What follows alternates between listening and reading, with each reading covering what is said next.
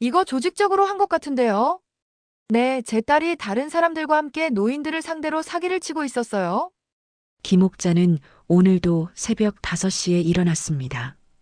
70을 넘긴 나이에도 몸의 밴 습관은 쉽게 바뀌지 않았죠. 서울 변두리 단독주택의 작은 부엌에서 물을 끓이며 옥자는 창밖을 바라봤습니다. 20년 전 남편과 함께 장만한 이 집은 이제 혼자 살기엔 너무 넓어 보였어요. 하지만 오늘은 뭔가 달랐습니다. 평소 같으면 동네 할머니들과 공원에서 만나 수다를 떨었을 텐데 며칠째 혼자만의 시간이 계속되고 있었어요. 딸 유경이가 요즘 독감이 돌고 있으니까 외출을 자제하라며 신신당부했거든요. 참 이상하네. 나보다 나이 많은 박 할머니도 멀쩡히 다니시는데 옥자는 중얼거리며 거실로 나왔습니다. 벽에 걸린 가족 사진들이 그녀를 내려다보고 있었어요. 남편 박철수와의 결혼 사진에서는 20살의 풋풋한 새댁이 웃고 있었고 딸 유경이의 돌잔치 사진에서는 행복에 겨운 젊은 엄마가 아이를 안고 있었죠. 그리고 10년 전 남편이 뇌출혈로 쓰러지기 직전에 찍은 마지막 가족 사진까지. 여보, 당신이 살아계셨으면 이런 일은 없었을 텐데. 옥자는 남편의 사진을 어루만지며 한숨을 쉬었습니다. 남편이 세상을 떠난 후 10년간 그녀는 혼자서 이 집을 지켜왔어요. 겨울이면 보일러가 고장나고 여름이면 지붕에서 비가 샜지만 그때마다 직접 수리업자를 불러 해결했습니다. 남편이 남긴 작은 연금과 자신이 평생 모은 돈으로 근근히 살아가면서도 딸에게는 절대 손을 벌리지 않았어요. 전화벨이 울렸습니다. 딸 유경이었어요. 엄마, 오늘 오후에 갈게요. 중요한 얘기가 있어서요. 유경이의 목소리는 평소보다 높았습니다. 뭔가 흥분된 듯한 아니면 긴장된 듯한 톤이었어요. 옥자는 그 미묘한 변화를 놓치지 않았죠. 무슨 중요한 얘기인데? 가서 얘기할게요. 아, 그리고 대호도 같이 갈 거예요. 사위까지 함께 온다는 얘기에 옥자는 뭔가 심상치 않음을 느꼈습니다. 평소 김대호는 명절이나 특별한 일이 아니면 거의 오지 않았거든요. 오후 2시 유경이가 사위와 함께 찾아왔습니다. 평소와 달리 정장을 차려입은 모습이 어색했어요. 더욱이 가방에서 뭔가 서류들을 꺼내는 모습이 예사롭지 않았죠. 엄마, 차 한잔하면서 얘기해요. 유경이는 엄마의 손을 잡았습니다. 그 손길이 차갑다는 걸 옥자는 즉시 알아챘어요. 딸이 긴장하고 있다는 증거였죠. 엄마, 솔직히 말씀드릴게요. 저희가 많이 걱정되거든요. 유경이는 말을 시작했습니다. 김대호가 고개를 끄덕이며 거들었어요. 어머니, 이 집이 너무 크시잖아요. 혼자 관리하시기도 힘드시고 밤에 혼자 계시는 것도 위험해요. 위험하다니 무슨 소리야? 나 여태껏 잘 살았는데. 옥자의 목소리에 경계심이 묻어났습니다. 하지만 딸은 포기하지 않았어요. 엄마, 요즘 좋은 요양원들이 정말 많아요. 호텔 같은 곳도 있고 의료진이 상주해서 건강관리도 해주고 친구들도 많이 사귀실 수 있어요. 요양원? 옥자는 그 단어에 움찔했습니다. 갑자기 요양원이 왜 나와? 갑자기가 아니에요. 저희가 몇 달 전부터 알아봤어요. 유경이의 말에 옥자는 깜짝 놀랐습니다. 몇 달 전부터 자신도 모르게 딸이 요양원을 알아보고 있었다는 뜻이었죠. 몇 달 전부터라고? 내가 언제 요양원 가겠다고 했니? 그게 엄마께서 직접 말씀하신 건 아니지만 유경이가 말끝을 흐렸습니다. 그때 김대호가 가방에서 서류 뭉치를 꺼냈어요. 그 중에는 집의 평면도가 있었습니다. 어머니, 이 집 시세가 많이 올랐거든요. 이 동네가 재개발 예정 지역이라서요. 김대호의 말에 옥자는 고개를 들었습니다. 재개발? 그런 얘기는 처음 듣는 것이었어요. 재개발이 뭔 소리야? 아직 확정은 아니지만 곧 발표될 예정이에요. 그러면 집값이 더 오를 거고, 유경이와 김대호는 평면도를 펼쳐놓고 뭔가 계산하기 시작했습니다. 옥자가 앉아있는 바로 앞에서 마치 그녀가 없는 것처럼 말이에요. 이 평수면 최소 10억은 넘을 것 같은데 마당까지 포함하면 더 나올 수도 있어. 위치도 좋고. 옥자는 그들의 대화를 듣고 있었습니다. 10억? 자신이 평생 살아온 이 집이 10억이나 한다는 것인가요? 그리고 딸과 사위가 그 돈에 대해 이야기하고 있다는 것이 믿어지지 않았어요. 너희 지금 뭐 하는 거니? 옥자의 목소리가 떨렸습니다. 유경이는 당황한 듯 평면도를 접었어요. 아, 그냥 참고용으로 가져온 거예요. 참고용? 네, 요양원 입소하시면 이 집을 어떻게 할지 미리 알아봐야 하잖아요. 유경이의 설명은 논리적으로 들렸지만 옥자는 뭔가 이상함을 느꼈습니다. 딸의 눈빛이 평소와 달랐어요. 마치 큰 계획을 세우고 있는 사람의 눈빛 같았죠. 유경아, 엄마는 아직 요양원 간다고 안 했는데? 물론이죠, 엄마. 강제로 모실 생각은 없어요. 다만 한번 구경이라도 해보시면 생각이 바뀌실 것 같아서요. 김대호가 스마트폰을 꺼내 보여줬습니다. 화려한 요양원 홍보 사진들이 화면을 가득 채웠어요. 여기 보세요. 수영장도 있고 도서관도 있고 매일 문화 프로그램도 진행돼요. 하지만 옥자의 마음은 이미 다른 곳에 가 있었습니다. 딸과 사위의 태도, 몇 달 전부터 알아봤다는 요양원, 그리고 10억이라는 직감. 모든 것이 하나의 그림으로 연결되고 있었어요. 저녁이 되어 그들이 돌아간 후 옥자는 혼자 거실에 앉아 깊은 생각에 잠겼습니다. 창밖으로 보이는 작은 마당의 감나무가 바람에 흔들리고 있었어요. 남편과 함께 심은 그 나무는 이제 30년이 다 되어갔죠. 내가 평생 피땀 흘려 일군 집인데 뭔가 이상해. 옥자는 중얼거렸습니다. 평생을 희생하며 살아온 자신에게 이제 마지막 남은 것마저 빼앗으려 하는 것일까요? 그것도 자신이 목숨보다 사랑하는 딸의 손에 의해서 말이에요. 밤이 깊어갔지만 잠은 오지 않았습니다. 옥자는 남편의 사진을 바라보며 혼잣말을 했어요. 여보, 나 어떻게 해야 할까? 며칠 후 유경이는 더욱 적극적으로 나섰습니다. 아침 일찍 전화를 걸어왔어요. 엄마, 오늘 요양원 견학 가요. 제가 예약해뒀어요.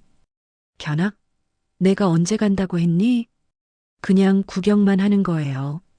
마음에 안 들면 안 가셔도 되고요. 유경이의 목소리에는 절대 거절할 수 없다는 단호함이 섞여 있었습니다. 옥자는 결국 딸의 성화에 못 이겨 따라 나섰어요. 차 안에서 유경이는 내비게이션을 켜며 말했습니다. 엄마, 여기 정말 좋은 곳이에요. 강남에서도 유명한 프리미엄 요양원이거든요. 강남? 거기가 얼마나 비싼데. 걱정 마세요. 저희가 다 알아서 할게요. 옥자는 딸의 말에 의구심을 품었습니다. 유경이의 부동산 중개업이 그렇게 잘 되는 편도 아닌데 강남의 프리미엄 요양원 비용을 어떻게 감당한다는 것일까요? 도착한 요양원은 정말 호텔 같았습니다. 로비는 대리석으로 꾸며져 있었고 직원들은 모두 정중한 태도로 맞아주었어요. 원장이 직접 나와 안내를 해주었죠. 어르신, 여기 보시면 개인실마다 화장실이 딸려 있고 간병 시설도 최고 수준입니다. 원장의 설명을 들으며 둘러본 시설은 분명 좋았습니다. 하지만 옥자는 왠지 모를 불안감을 느꼈어요. 너무 완벽해서 오히려 의심스러웠거든요. 여기 월 비용이 얼마나 되죠? 옥자가 물었을 때 원장은 유경이를 바라봤습니다. 마치 미리 상의된 것처럼 말이에요. 그 부분은 보호자분과 따로 상담드리겠습니다. 옥자는 그 순간 확신했습니다. 뭔가 자신이 모르는 계획이 진행되고 있다는 것을요. 견학이 끝난 후 유경이는 엄마를 카페로 데려갔습니다. 그리고 조심스럽게 말을 꺼냈어요. 엄마 어떠세요? 시설이 정말 좋죠? 좋긴 한데 비쌀 것 같아. 엄마, 그건 걱정 안 하셔도 돼요. 집 하나만 정리하면 되거든요. 옥자는 딸의 말에 깜짝 놀랐습니다.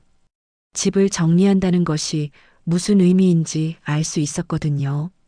집을 정리한다는 게 무슨 뜻이야? 엄마 혼자 그 큰 집에 계실 필요 없잖아요.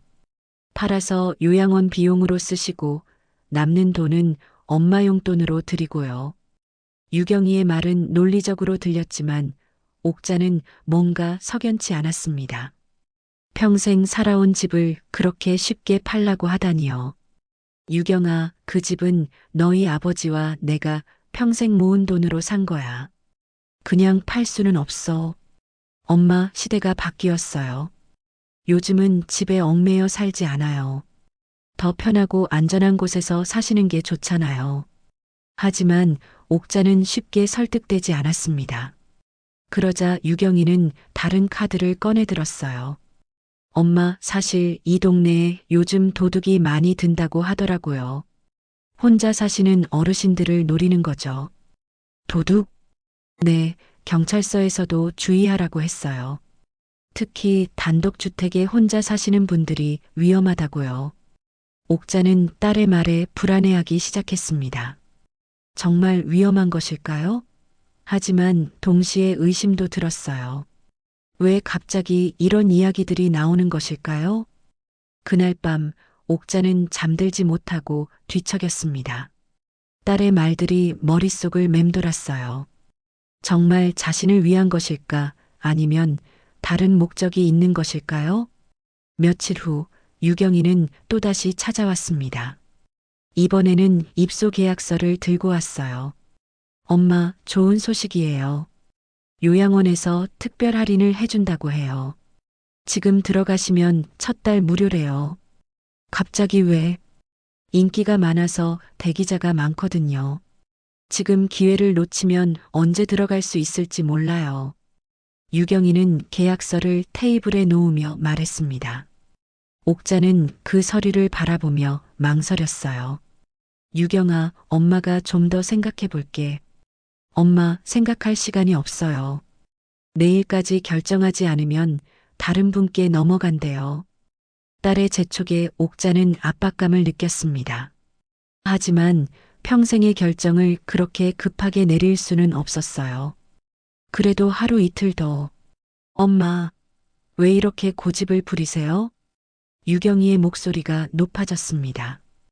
평소 순종적이던 딸의 모습과는 달랐어요. 엄마가 혼자 사시면서 얼마나 외로우세요. 거기 가시면 친구들도 사귀시고 프로그램도 참여하시고 훨씬 행복하실 거예요. 유경이는 다시 부드러운 목소리로 돌아왔지만 옥자는 이미 딸의 진심을 의심하기 시작했어요. 결국 옥자는 딸의 강권에 못 이겨 계약서에 도장을 찍었습니다.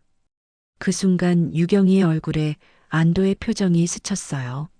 엄마, 정말 잘하셨어요. 후회 안 하실 거예요. 입소일은 바로 다음 주로 정해졌습니다. 유경이는 짐은 많이 가져갈 필요 없다며 옥자의 짐을 최소한으로 줄였어요. 평생 모은 물건들, 추억이 담긴 사진들, 남편의 유품들까지 모두 나중에 정리해서 갖다 드릴게요라는 말과 함께 뒤로 미뤄졌죠. 요양원에 도착한 첫날, 옥자는 개인실에 앉아 창밖을 바라봤습니다. 분명 좋은 시설이었지만 뭔가 감옥 같은 느낌이 들었어요. 그리고 직원이 안전을 위해서라며 휴대폰을 맡겼을 때 옥자는 완전히 바깥 세상과 단절된 기분이었죠. 이게 정말 나를 위한 일일까? 옥자는 혼자 중얼거렸습니다. 하지만 이미 계약서에 도장을 찍었고 집도 비워둔 상황이었어요. 돌이킬 수 없는 강을 건넌 것 같았죠. 그날 밤 낯선 침대에 누워 천장을 바라보며 옥자는 생각했습니다. 과연 자신이 내린 결정이 옳은 것이었을까요? 아니면 딸의 계획에 말려든 것일까요? 요양원에서의 첫 주가 지나갔습니다. 옥자는 매일 같은 시간에 기상하고 같은 메뉴의 식사를 하고 정해진 프로그램에 참여해야 했어요. 자유롭던 집에서의 생활과는 천지 차이였죠. 더욱 충격적인 것은 간병인 정순으로부터 들은 소식이었습니다. 할머니, 요즘 뉴스 못 보셨죠? 할머니 동네가 재건축 확정됐대요. 정수는 몰래 가져온 신문을 옥자에게 보여줬습니다. 큼직한 제목이 눈에 들어왔어요. 서울 변두리 H구역 재건축 확정. 집값 급등 예상. 옥자는 신문을 보며 손이 떨렸습니다. 자신이 평생 살던 집이 있는 동네가 재건축 지역으로 확정되면서 집값이 몇 배로 뛰었다는 내용이었어요. 정순 씨, 이게 진짜예요? 네, 할머니. 어제 뉴스에서도 나왔어요. 그 동네 집들이 하루 만에 2배로 올랐다고 하더라고요. 옥자는 가슴이 두근거렸습니다. 자신의 집이 10억이 아니라 20억이 넘는다는 뜻이었죠. 그런데 딸은 왜 이런 중요한 소식을 알려주지 않았을까요? 정순 씨, 그런데 우리 딸이 왜 이 얘기를 안 했을까요? 정순은 난처한 표정을 지었습니다. 요양원에서 일하면서 이런 일을 많이 봤거든요. 할머니, 혹시 집 명의가 어떻게 되어 있는지 아세요? 명예? 당연히 내 명의지. 남편이 돌아가시면서 다 내 이름으로 바뀌었어. 그럼 할머니 허락 없이는 집을 팔 수 없을 텐데. 정순의 말에 옥자는 뭔가 이상함을 느꼈습니다. 그렇다면 딸이 왜 그렇게 급하게 자신을 요양원에 보냈을까요? 며칠 후 더 충격적인 소식이 들려왔습니다. 정순이 또다시 몰래 찾아와 귓속말로 알려준 것이었어요. 할머니, 큰일 났어요. 할머니 집이 벌써 팔렸다는 소문이 돌고 있어요. 뭐라고? 그게 무슨 소리야? 동네 부동산에서 들었는데 할머니 딸분이 며칠 전에 매매 계약을 했다고 하더라고요. 옥자는 머리가 띵했습니다. 자신의 허락도 없이 집이 팔렸다니요? 하지만 자신이 직접 서명하지 않았는데 어떻게 그런 일이 가능할까요? 정순 씨, 그게 가능한 일이에요? 할머니, 요양원 입소할 때 서류에 뭐 서명 안 하셨어요? 옥자는 그때를 떠올려 봤습니다. 유경이가 가져온 서류들 중에 요양원 입소 계약서만 있었던 것이 아니었어요. 몇 장의 서류가 더 있었는데 딸이 형식적인 서류라고 하며 대충 넘어갔었죠. 설마 그때 내가 서명한 게 할머니 혹시 위임장이나 후견인 관련 서류에 서명하지 않으셨어요? 정순의 질문에 옥자는 등골이 서늘해졌습니다. 딸을 믿고 무심코 서명했던 서류들이 자신의 재산을 넘겨주는 문서였을 가능성이 높았어요. 그날 밤 옥자는 잠들 수 없었습니다. 평생을 희생하며 살아온 자신이 결국 딸에게 버려진 것일까요? 그것도 재산 때문에 말이에요. 하지만 옥자에게는 아무도 모르는 비밀이 있었습니다. 남편도 딸도 모르는 비상 통장이 있었던 것이죠. 젊은 시절부터 옥자는 조금씩 돈을 모아왔습니다. 시장에서 장사를 할 때마다 몇천 원씩, 가계부를 쓸 때마다 몇백 원씩 빼돌려서 모은 돈이었어요. 남편에게도 비밀로 했던 이유는 단순했습니다. 언젠가 정말 위급할 때 쓰려고 했던 것이죠. 이제 그때가 온 것 같네. 옥자는 중얼거리며 결심을 굳혔습니다. 충청도 예산에 있는 농협지점에 맡겨둔 사금고를 찾으러 가야 했어요. 거기에는 30년간 모은 현금과 금반지, 그리고 남편도 모르게 가입했던 보험금까지 들어 있었거든요. 다음 날 옥자는 정순에게 도움을 요청했습니다. 정순 씨, 나 좀 도와줄 수 있어요? 무슨 일이세요, 할머니? 나 여기서 나가야 해. 딸한테 당할 수만은 없어. 정수는 망설였습니다. 요양원에서 무단으로 외출하는 것을 도와주다가 발각되면 자신이 해고될 수 있었거든요. 할머니, 그건 너무 위험해요. 정순 씨, 내가 평생 모은 돈이 있어. 나 좀 도와주면 정순 씨한테도 좋은 일이 생길 거야. 옥자의 간절한 부탁에 정수는 마음이 흔들렸습니다. 요양원 간병인 일은 힘들고 월급도 적었어요. 게다가 옥자 할머니는 다른 입소자들과 달리 정신이 또렷하고 착했거든요. 할머니, 정말 위험하지 않을까요? 위험한 건 여기 있는 게 더 위험해. 딸이 내 재산을 다 가져갈 때까지 가만히 있을 수는 없어. 결국 정수는 옥자를 도와주기로 했습니다. 계획은 간단했어요. 밤늦은 시간에 요양원 뒷문으로 나가는 것이었죠. 그날 밤 11시, 옥자는 정순의 도움으로 요양원 담을 넘었습니다. 70이 넘은 나이에 담을 넘다니 상상도 못했던 일이었어요. 하지만 절망적인 상황에서는 불가능해 보이는 일도 가능해지는 법이죠. 할머니, 정말 괜찮으세요? 괜찮아. 이제부터가 진짜 시작이야. 옥자는 택시를 잡아 타고 서울역으로 향했습니다. 거기서 충청도 예산행 시외버스를 탈 예정이었어요. 버스 안에서 옥자는 창밖을 바라보며 생각했습니다. 평생을 참고 희생하며 살았지만 이제는 더 이상 참을 수 없었어요. 자신을 위해 싸워야 할 때가 온 것이죠. 이번엔 나 좀 살게 해줘. 나 자신을 위해. 새벽 4시 예산 농협지점 앞에 도착한 옥자는 해가 뜨기를 기다렸습니다. 30년 만에 열어보는 비상통장에는 과연 얼마나 들어있을까요? 그리고 그 돈으로 딸에게 맞설 수 있을까요? 옥자의 진짜 반격이 시작되려 하고 있었습니다. 오전 9시 예산 농협지점이 문을 열자마자 옥자는 창구로 달려갔습니다. 30년 동안 한 번도 열어보지 않았던 사금고의 열쇠를 꺼내며 손이 떨렸어요. 어머니, 신분증 확인 좀 해드릴게요. 직원이 친절하게 안내했습니다. 옥자는 신분증을 내밀며 가슴이 두근거렸어요. 과연 그 안에 얼마나 들어있을까요? 사금고 문이 열리자 옥자는 깜짝 놀랐습니다. 생각보다 훨씬 많은 돈이 들어있었거든요. 현금만 8천만 원, 그리고 금반지와 목걸이들, 남편 몰래 가입했던 보험 증서까지 모든 것을 합치면 1억 원이 넘었어요. 아이고, 내가 이렇게나 모았구나. 옥자는 감격스러워하며 돈을 세어봤습니다. 젊은 시절부터 한 푼, 두 푼 모은 돈이 이렇게 큰 힘이 될 줄 몰랐어요. 보험 증서를 보니 만기가 작년이었습니다.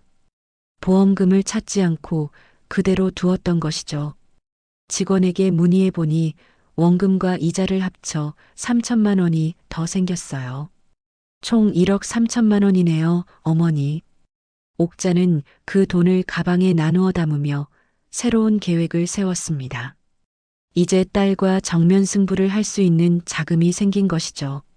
서울로 돌아가는 버스 안에서 옥자는 스마트폰 사용법을 익혔습니다. 예산에서 새로 산 스마트폰이었어요. 요양원에서 압수당한 휴대폰 대신 말이죠. 이제 세상이 어떻게 돌아가는지 알아봐야지. 옥자는 인터넷 검색을 배우며 자신의 집 시세를 확인했습니다. 정말로 20억을 넘나드는 가격이었어요. 그런데 부동산 사이트를 보다가 충격적인 것을 발견했습니다. 자신의 집이 매매 완료 상태로 표시되어 있었던 것이죠. 매매가는 12억 원. 실제 시세보다 8억 원이나 싸게 팔렸다는 뜻이었어요. 이 나쁜 것들. 나를 완전히 바보로 만들었구나. 옥자는 분노했습니다. 딸이 자신을 요양원에 가둬두고 집을 헐값에 팔아치웠다는 것이 분명했어요. 서울에 도착한 옥자는 곧바로 강남으로 향했습니다.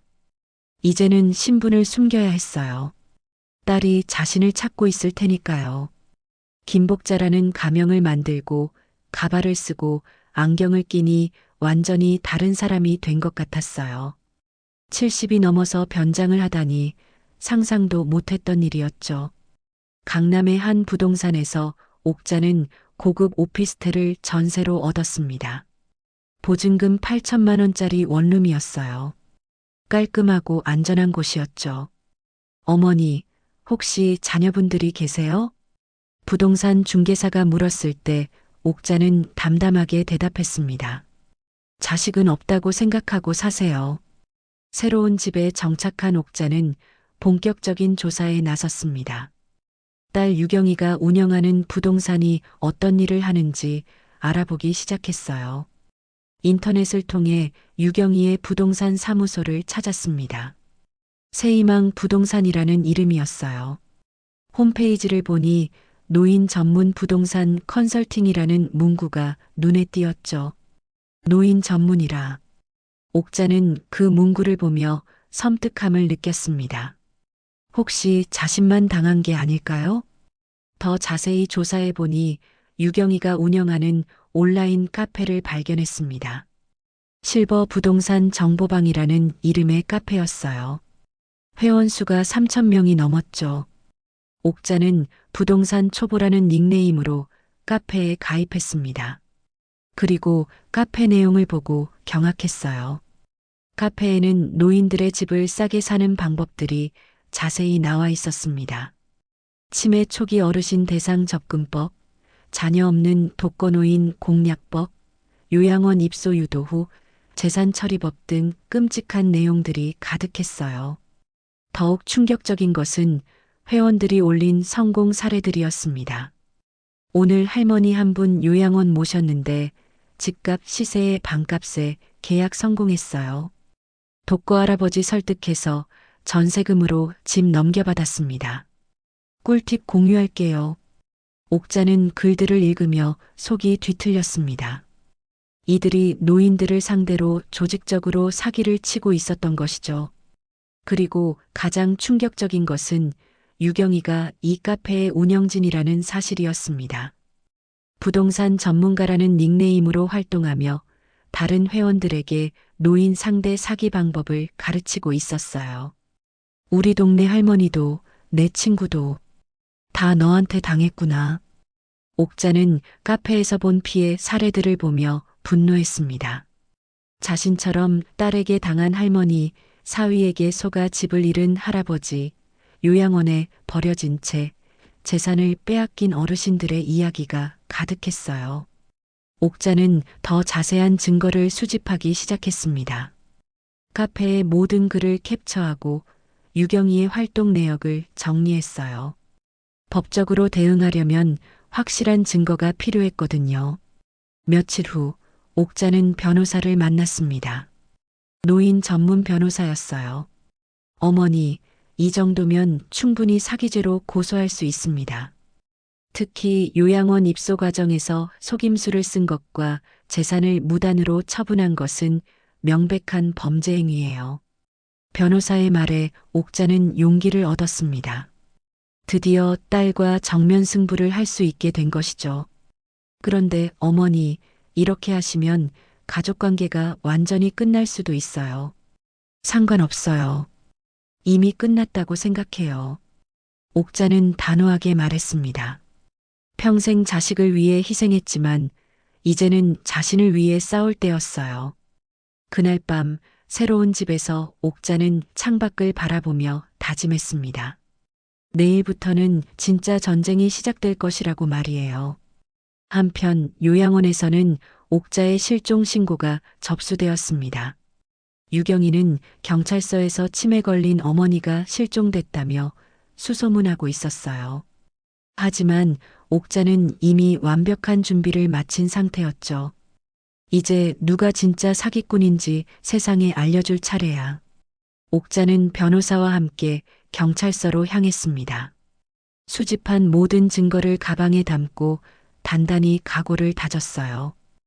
평생 경찰서에 갈 일이 없었던 70 넘은 할머니가 딸을 고소하러 가는 길이었죠. 어머니, 정말 괜찮으시겠어요? 한번 시작하면 되돌릴 수 없어요. 변호사가 마지막으로 확인했지만 옥자의 의지는 확고했습니다. 괜찮아요. 이미 각오했어요. 경찰서에 도착하자 담당 형사가 나와 맞았습니다. 중년의 남성 형사였는데 처음에는 대수롭지 않게 생각하는 듯 했어요. 할머니, 가족 간의 문제는 웬만하면 대화로 해결하시는 게. 형사님, 이건 단순한 가족 문제가 아닙니다. 옥자는 준비해온 증거들을 하나씩 꺼내며 설명하기 시작했습니다. 유경이가 운영하는 사기 카페의 캡처 화면들, 집이 헐값에 팔린 증거, 요양원 입소 과정에서의 기만 행위까지 모든 것을 정리해서 제출했어요. 형사는 서류를 보더니 표정이 심각해졌습니다. 이거 조직적으로 한 것 같은데요? 네, 제 딸이 다른 사람들과 함께 노인들을 상대로 사기를 치고 있었어요. 옥자의 설명을 들은 형사는 즉시 수사에 착수했습니다. 요즘 노인 대상 부동산 사기가 사회 문제로 대두되고 있었거든요. 한편 유경이는 여전히 엄마를 찾고 있었습니다. 경찰에 실종 신고를 내고 온 동네를 뒤지고 있었어요. 하지만 옥자가 이미 서울을 떠났다고 생각해서 엉뚱한 곳만 찾고 있었죠. 여보, 엄마가 어디로 갔을까? 치매 초기라서 길을 잃었나?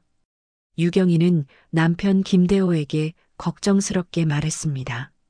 물론 진짜 걱정이 아니라 연기였어요. 엄마가 나타나서 자신들의 계획을 망칠까봐 두려웠던 것이죠. 괜찮을 거야. 어차피 집도 팔렸고 계약금도 받았으니까. 김대호는 냉정하게 대답했습니다. 둘은 옥자의 집을 팔아서 번 돈으로 이미 새 사업 계획을 세우고 있었어요. 그런데 며칠 후 유경이에게 경찰서에서 전화가 왔습니다. 김유경 씨죠? 출석 요구서를 보내드렸는데 확인하셨나요? 출석 요구서요? 무슨 일인데요? 부동산 사기 혐의로 고발장이 접수되어서 조사받으셔야 합니다. 유경이는 머리가 하얘졌습니다. 누가 자신을 고발했다는 것일까요? 설마 엄마가? 혹시 고발인이 누구인지 알 수 있나요? 김옥자 씨라고 하시는데 어머님 아닌가요? 전화를 끊은 유경이는 주저앉았습니다. 엄마가 살아있을 뿐만 아니라 자신을 경찰에 고발했다는 것이 믿어지지 않았어요. 여보, 큰일 났어. 엄마가 나를 고소했어. 김대호도 당황했습니다. 옥자가 치매 초기라고 생각했는데 이렇게 치밀하게 준비할 수 있다는 것이 놀라웠어요. 설마 엄마가 그럴 리가.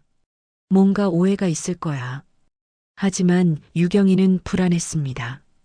엄마가 정말로 모든 것을 알고 있다면 자신들의 사기 행위가 다 드러날 수 있었거든요. 다음 날 유경이는 경찰서에 출석했습니다. 조사실에 들어서자 옥자가 앉아 있는 것을 보고 깜짝 놀랐어요. 엄마, 어디 계셨어요? 얼마나 찾았는지 몰라요.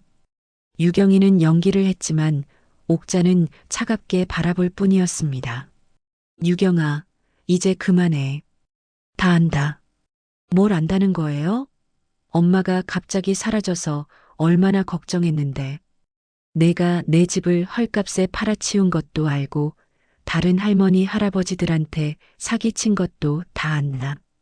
옥자의 말에 유경이는 얼굴이 하얘졌습니다. 형사가 증거 자료들을 보여주자 더 이상 부인할 수 없었어요. 어머님, 따님이 운영하는 온라인 카페에서 노인 대상 부동산 사기 방법을 체계적으로 공유하고 있었습니다. 이건 명백한 조직 사기죄에 해당해요. 형사의 설명을 들은 유경이는 변명을 시작했습니다. 그건 그냥 정보 공유였어요. 실제로 사기를 친 건 아니고. 그럼 어머님 집은 어떻게 설명하시겠어요? 시세의 절반 가격에 팔고 어머님께는 알리지도 않았잖아요. 옥자는 준비해온 녹음 파일을 재생했습니다. 유경이와 김대호가 집 평면도를 보며 나눈 대화, 요양원에서 휴대폰을 압수당할 때의 대화까지 모든 것이 녹음되어 있었어요. 이건 언제 녹음한 거예요? 내가 나를 속이려고 할 때부터 다 녹음했다. 내가 바보가 아니야. 유경이는 이제야 깨달았습니다. 엄마가 자신들의 계획을 처음부터 의심하고 있었다는 것을요. 조사가 진행되면서 더 많은 사실들이 밝혀졌습니다. 유경이와 김대호가 운영하는 사기 조직에는 다른 공범들도 있었어요. 요양원 직원 중 일부도 공모하고 있었고, 가짜 서류를 만들어주는 사람도 있었죠. 현재까지 피해자가 20명 넘게 확인됐습니다. 피해액만 수십억 원에 달해요. 형사의 말에 옥자는 가슴이 아팠습니다. 자신처럼 딸에게 당한 노인들이 이렇게 많다는 것이 슬펐어요. 유경이는 결국 구속되었습니다. 법정에서 수갑을 찬 딸을 본 옥자는 복잡한 심정이었어요. 분명 자신이 낳고 기른 딸이었는데 이렇게 낯선 사람 같을 수가 없었죠. 엄마, 미안해요. 유경이가 법정에서 마지막으로 한 말이었습니다. 하지만 옥자는 대답하지 않았어요. 미안하다는 말로 해결될 수 있는 일이 아니었거든요. 언론에서도 이 사건을 크게 다뤘습니다. 70대 할머니가 딸의 부동산 사기를 고발해 검거라는 제목으로 뉴스에 나왔어요. 많은 사람들이 옥자의 용기에 박수를 보냈죠. 하지만 옥자의 마음은 편하지 않았습니다. 딸을 감옥에 보낸 엄마가 된 것이 괴로웠어요. 그래도 더 많은 노인들이 피해를 당하는 것을 막을 수 있어서 다행이라고 생각했죠. 내가 낳은 자식이지만 인간 이하였어. 옥자는 혼자 중얼거렸습니다. 이제 진짜 새로운 삶을 시작해야 할 때였어요. 법정을 나온 옥자는 혼자 한강변에 앉아 있었습니다. 딸을 감옥에 보낸 후의 심정은 말로 표현할 수 없었어요. 승리한 것 같으면서도 마음 한구석이 허전했죠. 내가 정말 잘한 걸까? 옥자는 강물을 바라보며 자문했습니다. 평생을 자식 위주로 살아온 엄마가 자식을 고소한다는 것이 과연 옳은 일이었을까요? 하지만 곧 마음을 다잡았습니다. 유경이가 한 일은 명백한 범죄였고 자신뿐만 아니라 다른 많은 노인들을 피해자로 만들었거든요. 며칠 후 옥자에게 뜻밖의 연락이 왔습니다. 요양원에서 일했던 간병인 정순이었어요. 할머니, 저예요. 정순이에요. 뉴스에서 봤어요. 정말 대단하세요. 정순 씨, 어떻게 내 번호를 알았어요? 변호사 선생님께 들었어요. 그런데 할머니, 저 좀 만날 수 있을까요? 하고 싶은 얘기가 있어서요. 옥자는 정순을 만나러 갔습니다. 카페에서 만난 정순의 모습은 예전과 달랐어요. 많이 지쳐 보였죠. 할머니, 저 요양원에서 해고됐어요. 왜요? 할머니를 도와드린 게 발각됐거든요. 그런데 후회는 안 해요. 할머니 덕분에 다른 할머니들도 구해진 거잖아요. 정수는 담담하게 말했습니다. 하지만 옥자는 미안한 마음이 들었어요. 정순 씨, 미안해요. 나 때문에. 아니에요, 할머니. 사실 저도 그 일을 오래 못했을 것 같아요. 양심에 걸리는 일이 너무 많았거든요. 정수는 요양원에서 벌어지는 일들을 털어놓기 시작했습니다. 가족에게 버려진 노인들, 재산을 빼앗긴 할머니들, 외롭게 죽어가는 할아버지들의 이야기였어요. 할머니, 세상에는 할머니처럼 용기 있는 분이 별로 없어요. 대부분은 그냥 체념하고 살아가시거든요. 정순의 말을 들으며 옥자는 생각에 잠겼습니다. 자신이 경험한 일이 특별한 게 아니라 흔한 일이었다는 것이 충격적이었어요. 정순 씨는 앞으로 뭐 할 예정이에요? 잘 모르겠어요. 나이도 있고 갈 곳도 마땅치 않고. 정수는 올해 60이었습니다. 새로운 일을 구하기에는 어중간한 나이였죠. 간병인 일을 그만두고 나니 당장 수입도 없었어요. 옥자는 정순의 상황을 보며 자신의 과거를 떠올렸습니다. 남편이 세상을 떠난 후 혼자 남겨진 절망감, 딸에게 의존해야 하는 초라함, 그리고 결국 버려지는 두려움까지. 정순 씨, 우리 같은 여자들은 참 불쌍해요. 네. 평생 남편 뒷바라지, 자식 키우기에만 정작 나이 들면 갈 곳이 없어져요. 옥자의 말에 정순도 고개를 끄덕였습니다. 자신도 그런 삶을 살아왔거든요. 그날 밤 옥자는 오피스텔에 혼자 앉아 깊은 생각에 잠겼습니다. 딸을 고소하고 나니 이제 정말 혼자가 된 기분이었어요. 하지만 동시에 해방감도 느꼈죠. 이제부터는 나를 위해 살아보자. 옥자는 결심했습니다.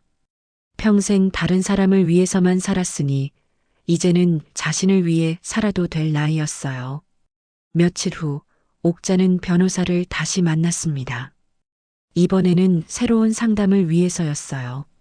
선생님, 여성 시니어 쉼터 같은 것을 만들려면 어떤 절차가 필요한가요? 쉼터요? 어떤 목적으로요? 저 같은 할머니들을 위해서요. 자식들에게 버려지거나 갈 곳 없는 여자 어르신들 말이에요. 변호사는 옥자의 말에 관심을 보였습니다. 요즘 이런 사회 문제가 심각해지고 있었거든요.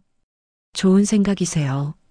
다만 자금이나 시설, 인력 등이 필요할 텐데 자금은 제가 해결할 수 있어요. 집 팔린 돈도 있고 제가 모아둔 돈도 있거든요. 옥자는 진지하게 계획을 설명했습니다. 단순한 숙식 제공이 아니라 같은 처지의 여성들이 서로 돕고 살아갈 수 있는 공간을 만들고 싶다고 했어요. 혼자 사는 게 무서워서 자식들에게 의존하다가 저처럼 당하는 분들이 많을 거예요. 그런 분들이 안전하게 살 수 있는 곳이 필요해요. 변호사는 옥자의 진정성에 감동했습니다. 복수에만 머물지 않고 더 큰 선을 실현하려는 모습이 인상적이었어요. 어머니, 정말 훌륭한 생각이에요. 도와드리겠습니다. 옥자는 본격적으로 쉼터 설립 준비에 나섰습니다. 먼저 정순에게 연락했어요. 정순 씨, 나랑 같이 일할 생각 없어요? 무슨 일인데요? 여자 어르신들을 위한 쉼터를 만들려고 해요. 정순 씨 같은 분이 필요해요. 정순은 깜짝 놀랐습니다.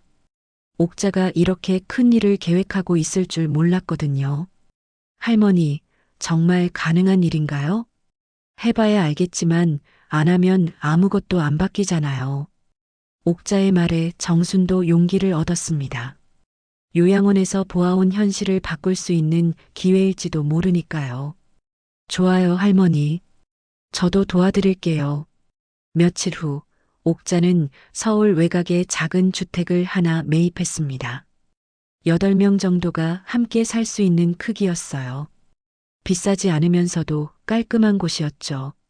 집을 보러 간 날 옥자는 마당에 서서 상상해 봤습니다. 여기서 자신과 같은 처지의 할머니들이 서로 의지하며 살아가는 모습을요. 우리 같은 여자들, 이제 누가 챙겨주겠어. 우리가 우리끼리 지켜야지. 옥자는 중얼거리며 미소를 지었습니다. 처음으로 누군가를 위해서가 아닌 자신과 같은 사람들을 위한 일을 하는 것이었어요. 그날 저녁 옥자는 남편의 사진을 바라보며 말했습니다. 여보, 내가 이제 진짜 사람다운 삶을 살아보려고 해. 늦었지만 말이야. 사진 속 남편은 여전히 따뜻하게 웃고 있었습니다. 옥자가 쉼터 준비에 한창일 때 뜻밖의 전화가 걸려왔습니다. 자신의 옛집을 산 구매자였어요. 할머니, 저 집 산 사람인데요. 큰일 났어요. 무슨 일인데요? 재건축이 무산됐다고 하더라고요. 구청에서 계획을 철회했대요. 그럼 제가 20억 주고 산 집이 다시 10억으로 떨어진다는 얘기잖아요. 옥자는 깜짝 놀랐습니다. 딸이 집을 팔 때 재건축 확정이라고 했었는데 그것마저 거짓말이었던 것일까요? 그래서 어쩌시겠다는 거예요? 계약을 취소하고 싶어요.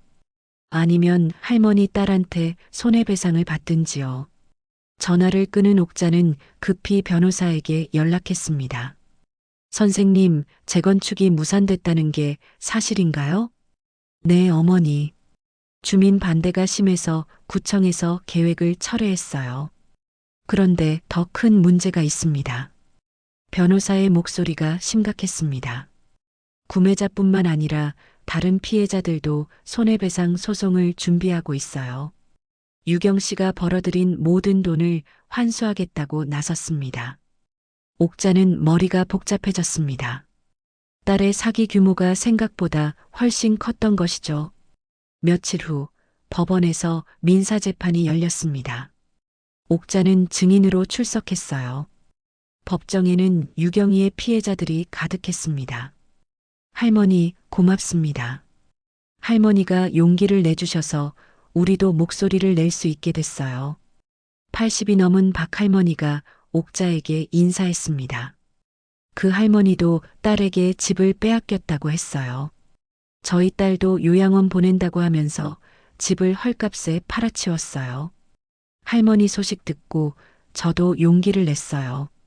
저는 사위가 했어요. 아들은 아무것도 모르고 사위가 뒤에서 다 조종했더라고요. 피해자들의 이야기를 듣다 보니 옥자는 경악했습니다.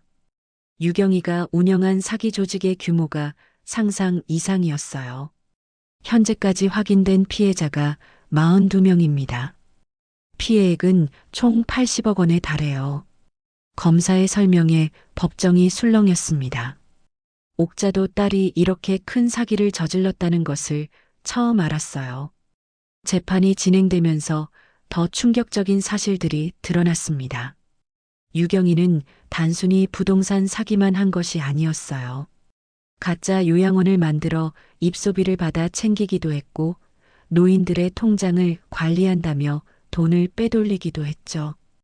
피고 김유경은 체계적이고 조직적으로 노인들을 상대로 사기 행위를 벌였습니다. 이는 사회의 근간을 흔드는 심각한 범죄입니다. 판사의 말에 옥자는 가슴이 아팠습니다. 자신이 낳고 기른 딸이 이런 악랄한 일을 저질렀다니요. 재판 도중 유경이가 증인으로 출석했습니다. 수갑을 찬 채 들어온 딸을 본 옥자는 마음이 복잡했어요. 피고인 어머님을 포함해 42명의 노인을 상대로 사기를 저지른 것이 맞습니까? 네. 유경이는 고개를 숙인 채 작은 목소리로 대답했습니다. 그 중에서도 친모인 김옥자 씨를 요양원에 강제로 입소시키고 집을 무단으로 처분한 것도 인정합니까? 네. 맞습니다. 법정에서 딸이 자신의 죄를 인정하는 모습을 본 옥자는 눈물이 났습니다. 분노보다는 슬픔이 더 컸어요. 피고인에게 묻겠습니다. 왜 이런 일을 저질렀습니까? 판사의 질문에 유경이는 한참을 머뭇거렸습니다. 처음에는 정말 엄마를 위해서라고 생각했어요. 하지만 돈을 보니까 욕심이 생겼어요. 그렇다면 다른 피해자들은 어떻습니까? 그분들도 당신 어머니처럼 도움이 필요해서 속인 건가요? 아니요. 그냥 돈이 필요해서. 유경이의 대답에 법정이 술렁였습니다. 결국 돈 때문이었다는 것이죠. 재판이 끝난 후 옥자는 유경이와 잠깐 마주쳤습니다. 복도에서 딸이 호송되어 가는 모습을 보며 옥자는 말했어요. 유경아, 너는 언제부터 사람이 아니었니? 유경이는 발걸음을 멈추고 뒤돌아봤습니다. 엄마, 42명의 할아버지, 할머니들을 속여서 무슨 기분이었니? 그분들이 평생 모은 돈을 빼앗아서 기분이 좋았니? 유경이는 대답하지 못했습니다. 엄마는 이렇게까지 할 줄 몰랐어. 너도 몰랐겠지. 엄마가 이렇게 살아있단 걸. 옥자는 돌아서며 말했습니다. 이제 정말 끝이었어요. 며칠 후 선고가 내려졌습니다. 유경이는 실형 5년, 김대호는 실형 3년을 선고받았어요. 그리고 사기로 얻은 모든 이익은 피해자들에게 배상하라는 판결이 나왔죠. 김유경 피고는 노인들을 상대로 조직적인 사기 행위를 벌여 사회에 큰 해악을 끼쳤으며 특히 친모까지 속인 것은 인륜을 저버린 행위로 엄중히 처벌할 필요가 있습니다. 판사의 엄중한 판결문을 들으며 옥자는 안도감을 느꼈습니다. 이제 다른 노인들은 유경이에게 당하지 않을 것이니까요. 재판이 완전히 끝난 후 옥자는 환수된 돈을 받았습니다. 자신의 집 매매대금과 손해배상금을 합쳐 상당한 액수였어요. 어머니, 이 돈으로 뭘 하실 계획이세요? 변호사가 물었을 때 옥자는 이미 결심을 굳혔습니다. 반은 쉼터 운영비로, 나머지 반은 다른 피해자 할머니들을 돕는 데 쓸 거예요. 정말 훌륭한 결정이세요. 옥자는 자신의 옛집에 대한 모든 권리를 포기하는 서류에 서명했습니다. 그 순간 정말 홀가분했어요. 이제 과거는 정말 끝이야. 옥자는 혼자 중얼거렸습니다. 평생 살던 집에 대한 미련도 딸에 대한 기대도 모두 내려놨어요. 그날 저녁 옥자는 피해자 할머니들과 함께 저녁을 먹었습니다. 재판 과정에서 알게 된 분들이었어요.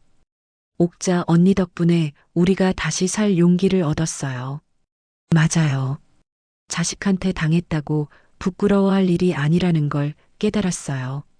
할머니들의 말을 들으며 옥자는 뿌듯했습니다.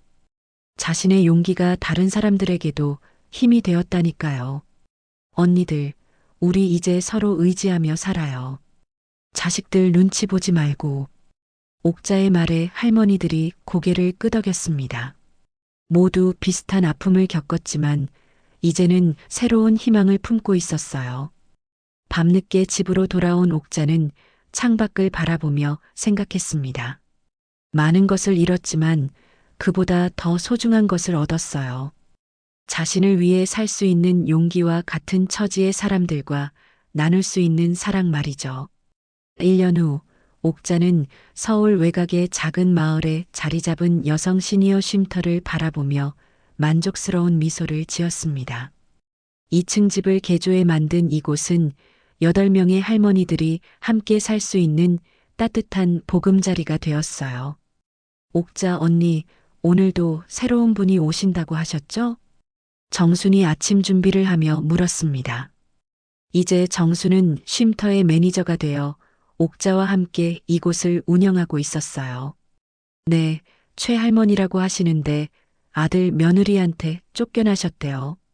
옥자는 새로운 입주자를 맞을 준비를 했습니다. 지난 1년간 20명이 넘는 할머니들이 이곳을 거쳐갔어요. 어떤 분은 자녀와 화해해서 집으로 돌아가셨고 어떤 분은 새로운 독립적인 삶을 찾아 떠나셨죠. 현재 쉼터에는 6명의 할머니가 살고 있었습니다. 모두 자녀들에게 버려지거나 속아서 갈 곳을 잃은 분들이었어요. 언니들, 아침 먹으러 오세요. 식당에서 정순이 부르자 할머니들이 하나둘 모여들었습니다. 오늘은 김치찌개네. 우리 순이가 담근 김치로 끓인 거죠? 맞아요. 어젯밤에 정성껏 끓였어요. 순이 할머니는 75살로 아들이 재혼하면서 집에서 쫓겨난 경우였어요. 하지만 여기서 새로운 삶을 찾았죠.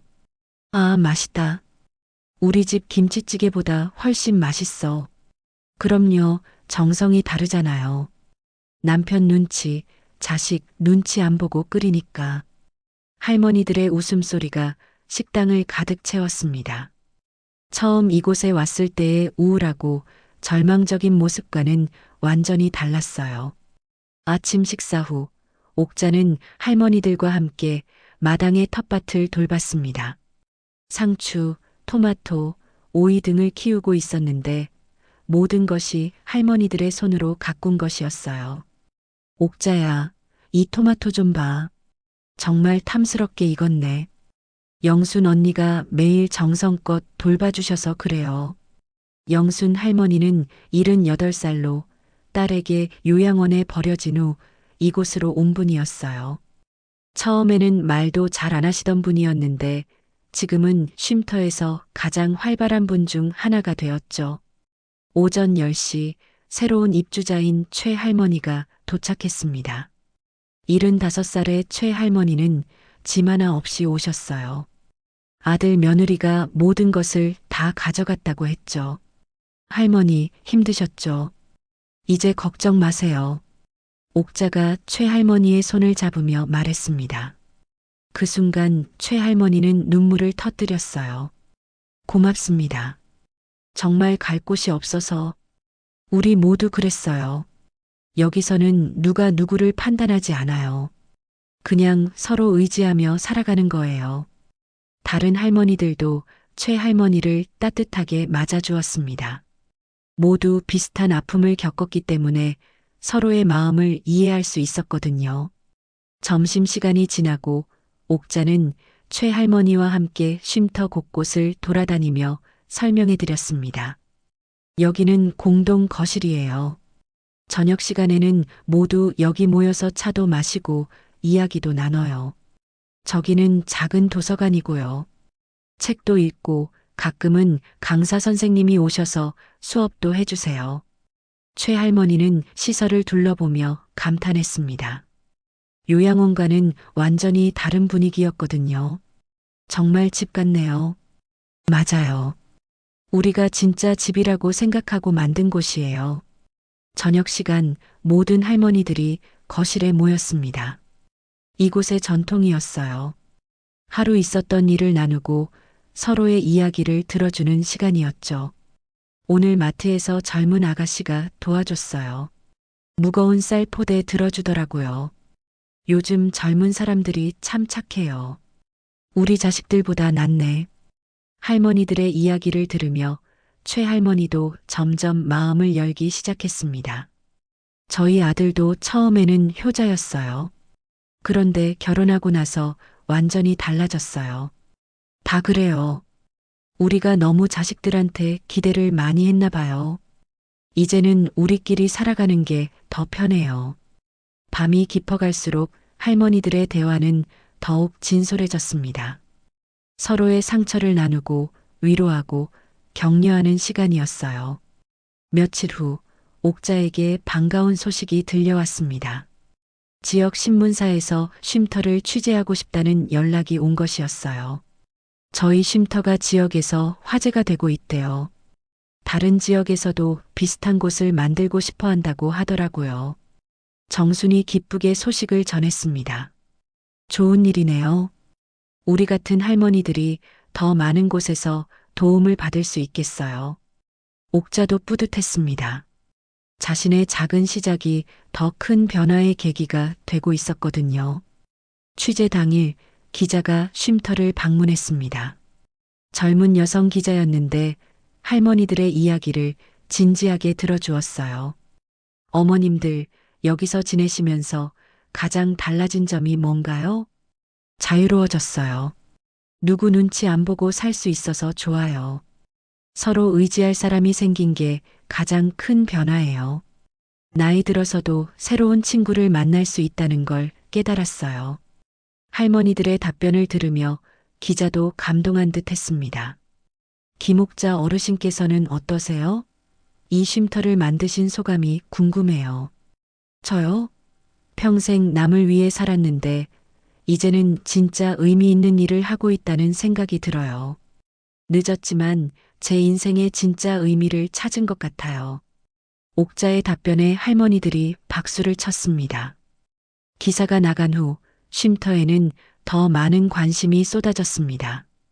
후원금도 들어오고 자원봉사를 하겠다는 사람들도 늘어났어요. 무엇보다 전국 각지에서 비슷한 쉼터를 만들고 싶다는 문의가 계속 들어왔죠. 가을이 깊어가는 어느 날 옥자는 마당에서 할머니들이 꽃밭에 물을 주는 모습을 바라봤습니다. 모두 평화롭고 행복해 보였어요. 이제부터는 우리를 우리가 돌보자. 늦지 않았어. 옥자가 할머니들에게 말했습니다. 맞아요, 옥자 언니. 우리가 우리 인생의 주인이에요. 할머니들의 대답에 옥자는 환한 미소를 지었습니다. 평생을 다른 사람을 위해 희생하며 살아온 여성들이 마침내 자신을 위한 삶을 찾은 것이었어요. 해가 저물어가는 쉼터의 마당에서는 7명의 할머니가 서로 의지하며 꽃밭을 가꾸고 있었습니다. 그 모습은 세상에서 가장 아름다운 풍경이었어요.